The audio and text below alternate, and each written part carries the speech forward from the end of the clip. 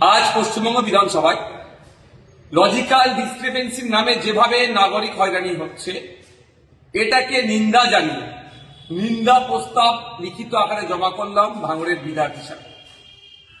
পশ্চিমবাংলা বিধানসভার মধ্যে যে আইন আছে রুল আন্ডার 185 কে সামনে রেখে এই নিন্দা প্রস্তাব আমি জমা করেছি।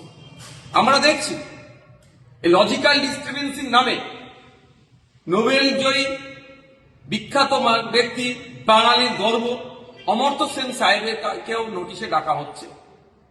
স্বাধীনতার প্রথম সারির যিনারা আন্দোলনকারী ছিলেন, স্বাধীনতা সংগ্রামী বীর পুরুষ তথা নেতাজি সুভাষচন্দ্র বোস স্যারের পরিবারকেও ডাকা হচ্ছে।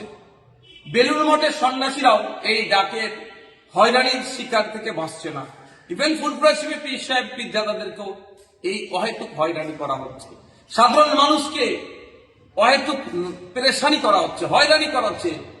এইটা নিন্দাজনক কাণ্ডকে নিন্দা জানাবার জন্য ইতিপূর্বে আমি রাজ্য সরকারের কাছে প্রস্তাব রেখেছিলাম যে সরকারের পক্ষ থেকে যে একটা নিন্দা প্রস্তাব নিয়ে আসা হোক, কিন্তু সরকারের সেই আওয়াজে সাড়া দেয়নি। আমি ভাঙড়ের বিধায়ক হিসাবে পশ্চিমবঙ্গ বিধানসভায় রুল অনুযায়ী আমি নিন্দা প্রস্তাব আজকে নিয়ে এসেছি, সেখানে আজকে আমি জমা করেছি সেক্রেটারি স্যারের কাছে।